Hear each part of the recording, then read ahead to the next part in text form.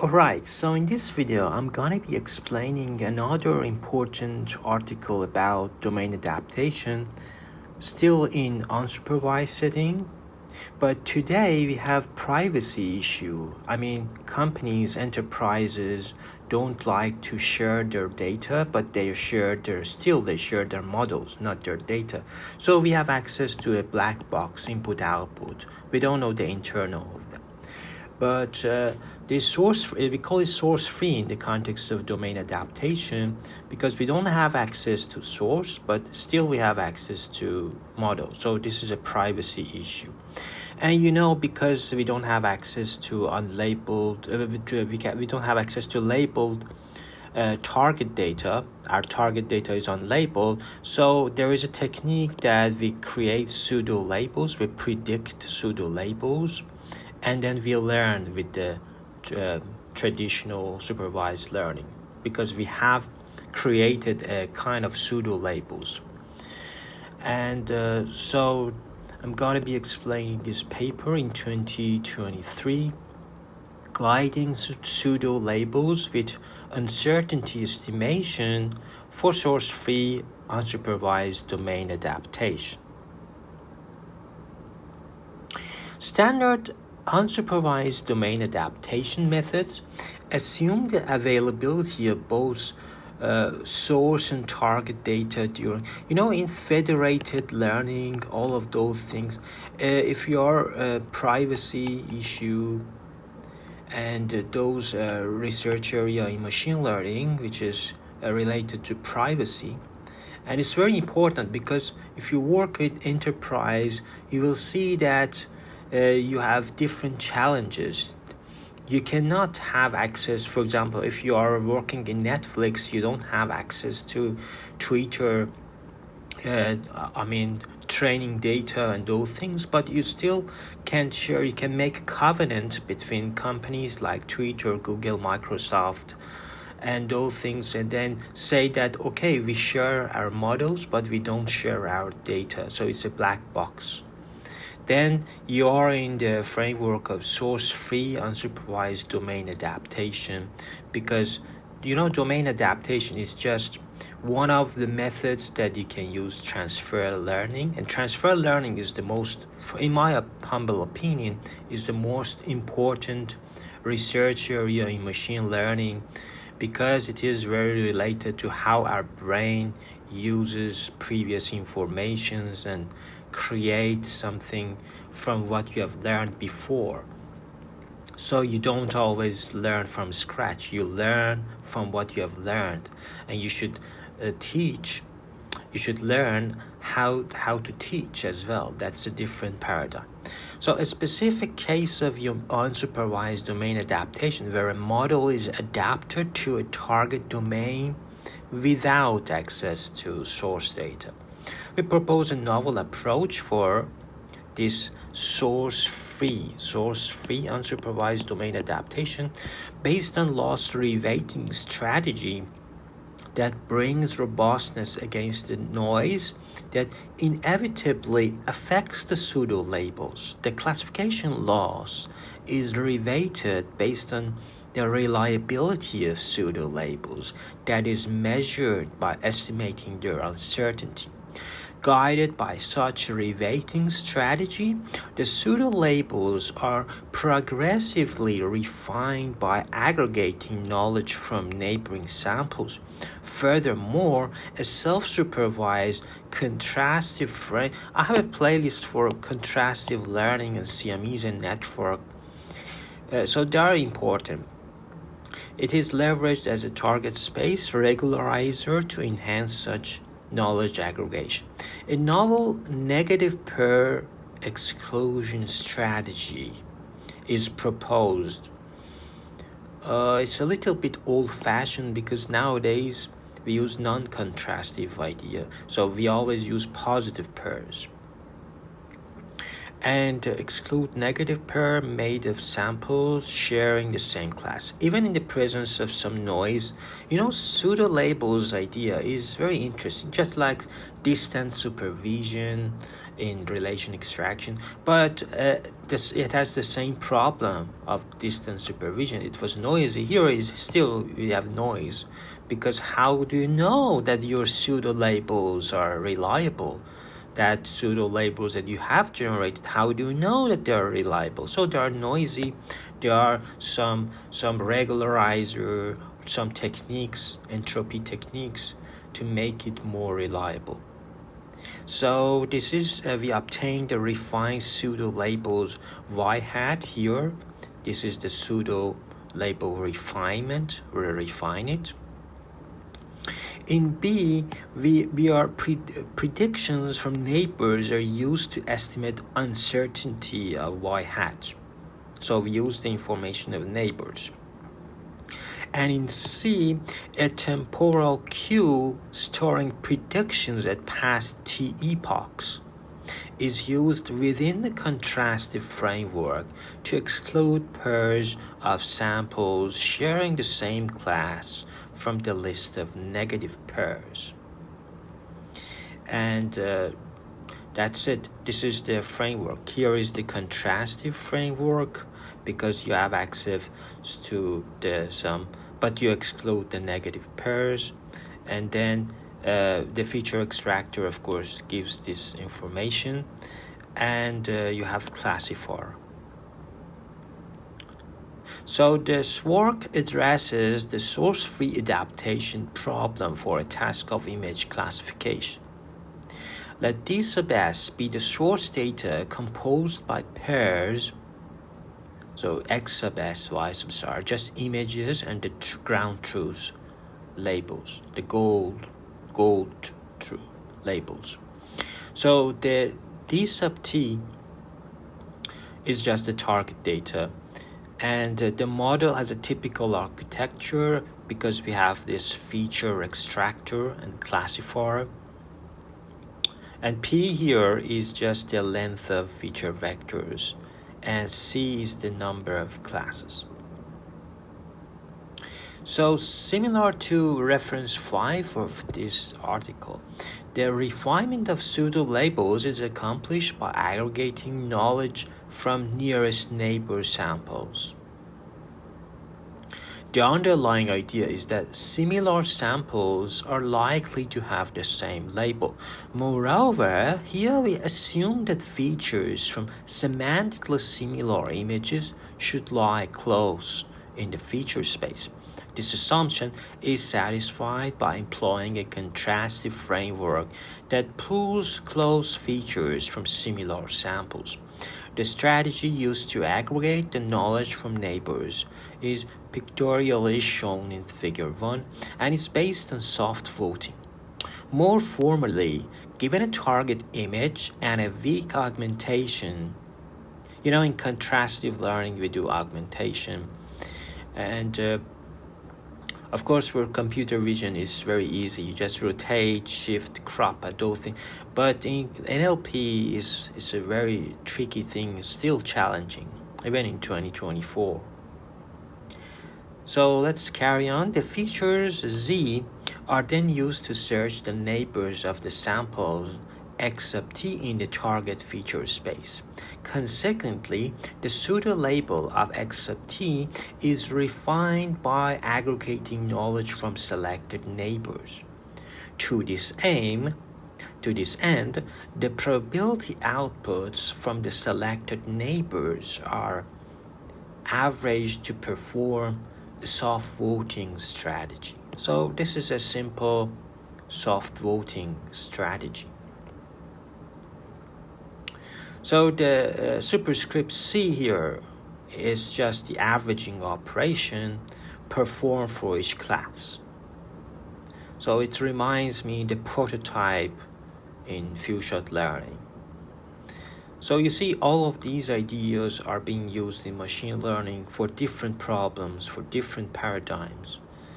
And when you get used to it, you see that it's so easy. To obtain a refined pseudo-label, we use the argmax operation p sub hat. The refined pseudo-labels are then used as a self-supervision for target samples. The aforementioned refined process needs a representation of target features space where to search for neighbor samples. This is allowed by a bank B of length m. You have a bank B and which store pairs of features and predictions obtained from weakly augmented target samples that are selected randomly from the target dataset. The neighbors are then selected by computing the cosine distance between the features of x sub t and features stored in the bank. So the case samples from the lowest distance are selected as neighbors. To maintain the information stored in the bank more stable, we use a slowly changing momentum model to update the features and predictions. So this is what we average prediction scores of neighbor samples to obtain average score vector.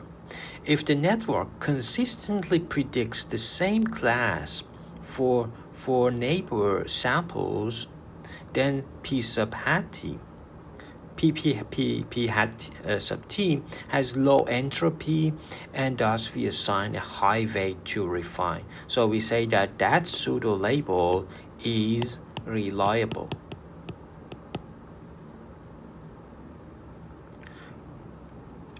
Because there is a consistency, it predicts the same class for neighbor sample. So we go from low entropy to high entropy, high weight.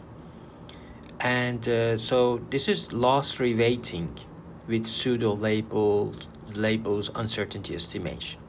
The refined pseudo-labels are used as a self-supervised signal, computing the standard classification loss on the target data. However, since the refinement is an iterative process, the refined pseudo-labels obtained with neighbors knowledge aggregation still contain some noise. Even if you use that aggregation of neighbors, still you have some noise. Nothing is perfect because you were lucky that you had good neighbors. So therefore, equally weighting all the pseudo-labels will disrupt the adaptation since the model is trained with incorrect labels. To solve this issue, we propose a novel way to reweight the classification loss by estimating the uncertainty of pseudo-labels after their refinement. Such estimation is performed by considering the neighbors only, disregarding the pseudo-label of the sample itself. We build upon the intuition that since pseudo-labels are obtained from neighbors' predictions, their uncertainty can be determined by neighbors' accuracy. But since we do not have any target label, we cannot compute the neighbor's accuracy. So we have this question: can we empirically estimate the uncertainty of a pseudo-label using only neighbor's prediction? So to answer this, we introduce a method based on entropy-based uncertainty estimation. Using the consensus among neighbors' predictions, the underlying idea is that if the network predicts the same class for the neighbor samples, we could consider that the derived pseudo-labels reliable. So we call it has low uncertainty. Otherwise, if neighbors' predictions mostly disagree with each other, the obtained pseudo-labels should be considered unreliable, high uncertainty. Moreover, we observed that the averaged score vector obtained by averaging neighbors' probabilistic outputs has low entropy in the former case and high entropy in the latter case. So we reweight the classification loss, computing a weight W that puts more importance on pseudo-labels obtained from p hat. with low entropy and less importance to pseudo-labels obtained from p-hat with high entropy. So given a target sample, we obtain the average score vector from soft voting strategy.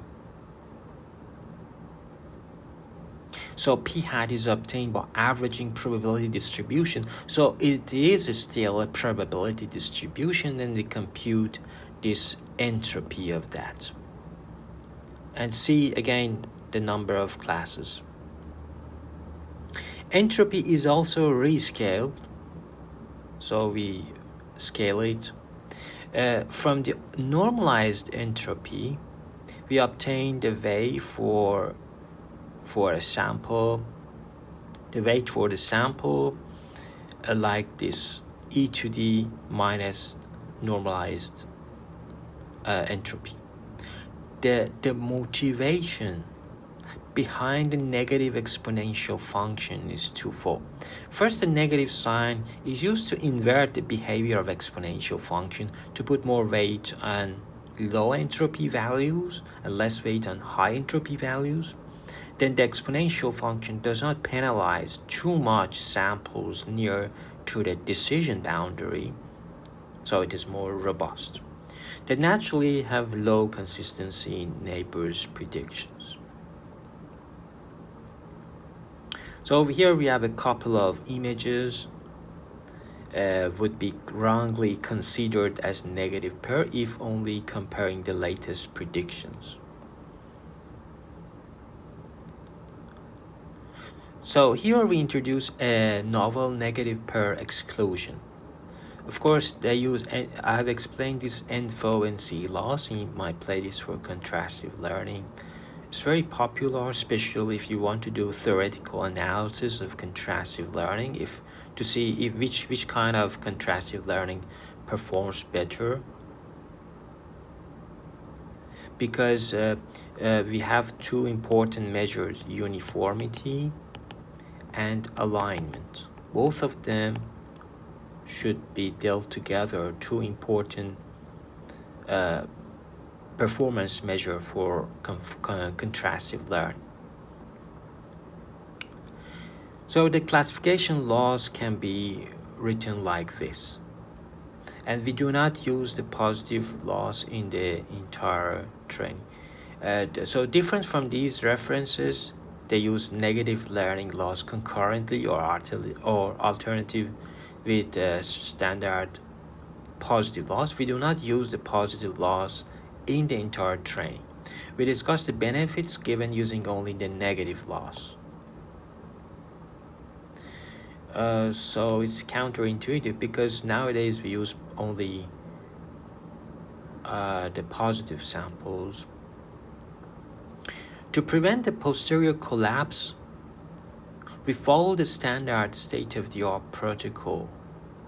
Of course, this posterior collapse to even, we have collapse to point, which is the worst case, and collapse to a subspace. These are the problems that if you don't use contrastive learning. Even if you use contrastive learning, to some extent, you have your model collapses to one of these categories. So to prevent the posterior collapse, we follow the standard state-of-the-art protocol by optimizing the following regularization term. In machine learning, when we have some problems, we just deal it with regularization. But there are much better approaches. The overall loss function used for target data training is like this, and we have these hyperparameters gamma 1, gamma 2, gamma 3.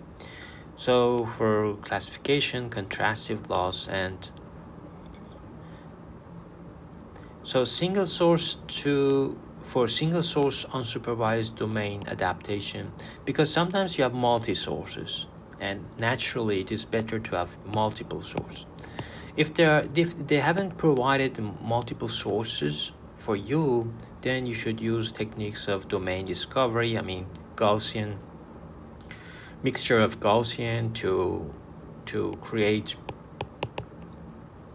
though to model your distributions explicitly, and then do either domain generalization or multi-source domain adaptation. So we have different methods for different ways for going different sources, different target, so that we can evaluate the classification accuracy